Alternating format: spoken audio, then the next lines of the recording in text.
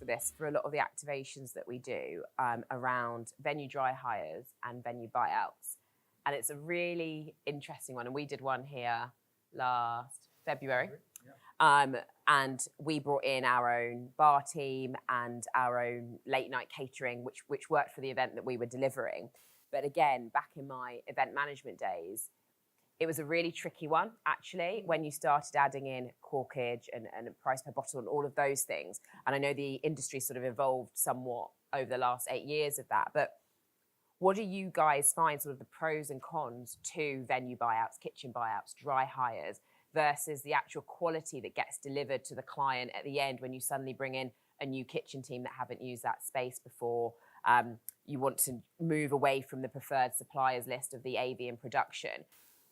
Where's the good and bad within that, outside of where people think it's going to save them money? Because I guess for me, that was the bulk of the question was, this will be cheaper.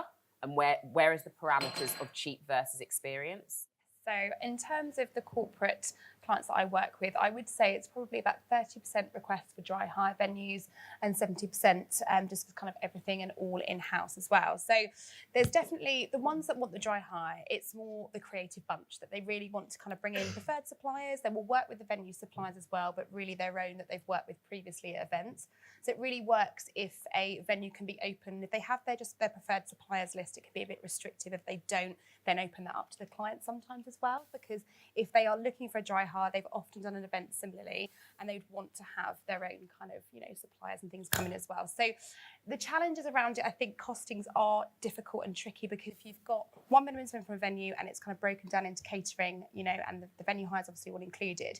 When you come to dry hire, you're talking everything from like D-rig days, and it's everything, catering, production, AV, and everything sort of on a bit of paper just really adds up and becomes quite, but it's up to the client to really get their head around that. And for me, again, to kind of really educate them and break it down a little bit as well. So definitely the dry hires are there, but for me, the client wants something kind of in-house really a lot of the time. But again, if they are quite creative, it's definitely the catering side that is always the most popular. So the kind of, the really prestige caterers and suppliers are ones that really kind of get their goat. So, yeah. Do you have a lot of those requests for internal employee engagement events?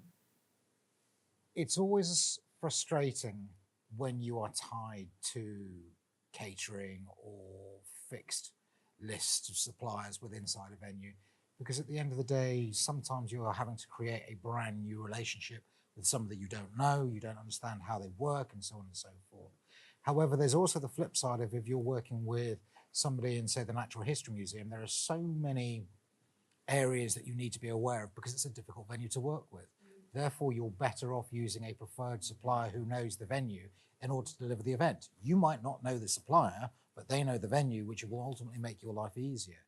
So there is never one size fits all, but invariably everything that we do is very much on that bespoke basis. But I do understand the benefits of actually working with on a turnkey solution.